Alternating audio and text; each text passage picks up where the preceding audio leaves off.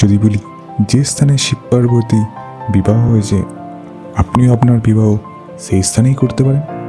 সেই হোমকুণ্ডের আগুনকে অগ্নিসাক্ষী রেখে আপনিও আপনার মনের মানুষের সাথে মিলিত হতে পারেন। হ্যাঁ, ত্রিযোগী নারায়ণ, দেবনগরী, উত্তরাখণ্ডের রুদ্রপ্রয়াগে অবস্থিত এই মন্দির।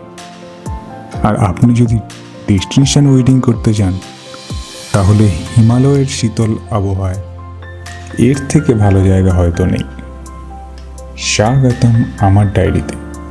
আমি বিশ্বরূপ, আর আজ আমার এই ডায়েরির পাতা থেকে আপনাদের নিয়ে যাব সেই স্থানে।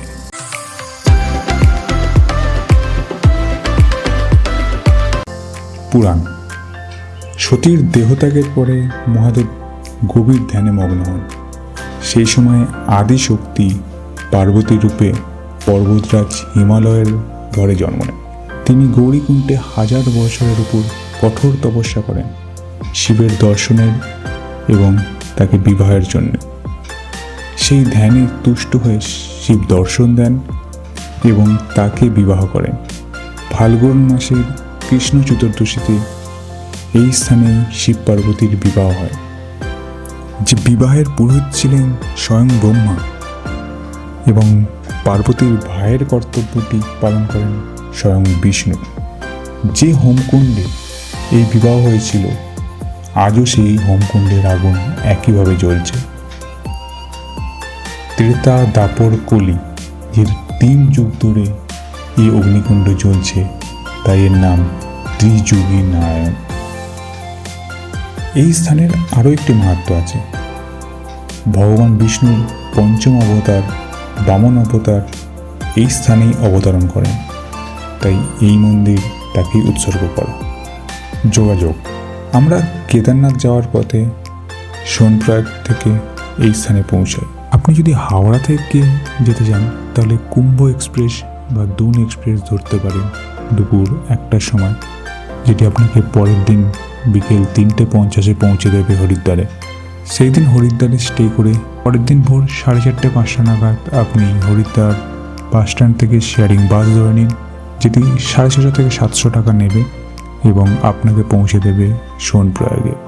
আপনি হোটেল চাইলে সোনপ্রয়াগেও নিতে পারেন কিংবা গৌরীকুণ্ডতে, অথবা আপনি ত্রিযোগী নারায়ণের সামনেও আপনার হোটেল নিতে পারেন, যেটা আপনার উপর নির্ভর করছে।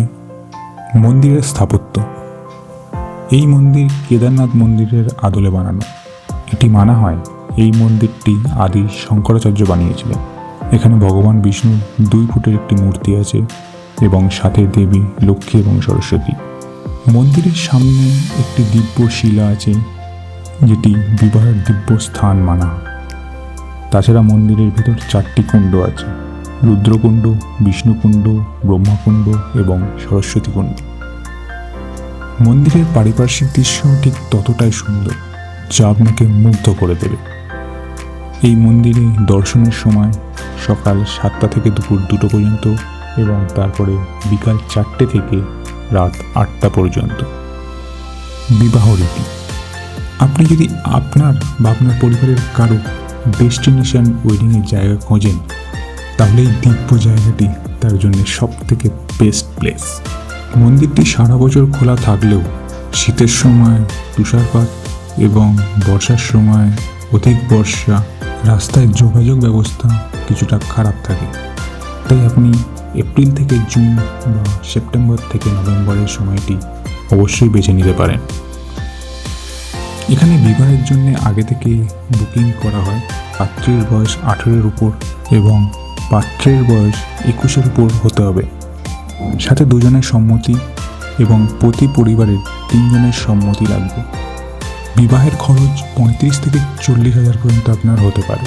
আর আপনি যদি 2 পক্ষ মিলিয়ে 25 থেকে 30 জন মতন আসেন, তাহলে 2 থেকে 2.5 লাখ পর্যন্ত আপনার খরচ হবে। এখানে এমন অনেক বিবাহিত জুটি আছে যারা পুনরায় নিজেদের ডেস্টিনেশন ওয়েডিং করতে এখানে আসেন।